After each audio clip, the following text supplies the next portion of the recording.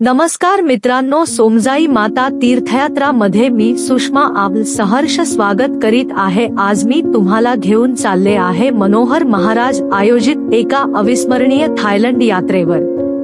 आपण ही यात्रा सुरू केली मुंबई विमानतळावरून। तिथून आमचा प्रवास सुरू झाला हैदराबाद मार्गे थेट बंकॉक पर्यंत। मुंबईहून हैदराबादला जाणाऱ्या विमानात बसल्यावरच मनात वेगळीच उत्सुकता होती। आकाशात झेप घेताना ढगांच्या मधून जाण्याचा अनुभव अगदी स्वप्नवत होता।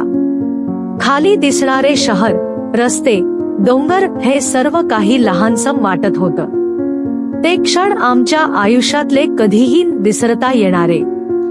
हैदराबादला पोहोचल्यानंतर दुसरं विमान होतं थेट कॉकला। बंकॉककडे झेप घेत असताना मनात थोडं टेन्शन पण होतं। परदेश प्रवास म्हणजे अनेक गोष्टींचा विचार करावा लागतो।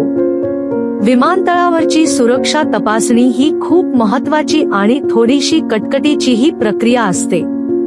प्रत्येक बॅग, वस्तू, पासपोर्ट, बोर्डिंग पास सगळं नीट तपासलं जातं। त्या प्रक्रियेमध्ये धैर्य आणि संयमाची गरज असते।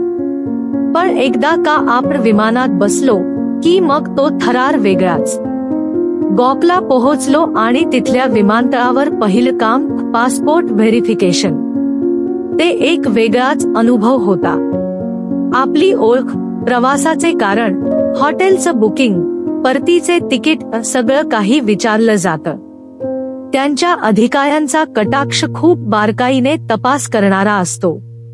जरी थोडंसं भीतीदायक वाटलं तरी सगळं नीट पार पडलं आणि आम्ही थायलंडमध्ये अधिकृतपणे प्रवेश केला। बंकॉक विमानतळचं सौंदर्य, शिस्त आणि सफाई पाहून आम्ही भारावून गेलो। त्या क्षणी वाटलं, हो, आता खरी थायलंड यात्रा सुरू झालीये। मित्रांनो, प्रवास हा नेहमी आपल्याला नवीन अनुभव देतो। त्यातून आपण शिकतो संयम, शिस्त, नियोजन आणि उत्साह।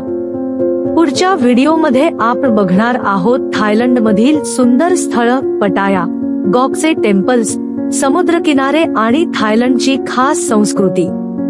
तेव्हा चुकवू नका। व्हिडिओ आवडला असेल तर लाईक, कमेंट आणि सबस्क्राईब नक्की करा।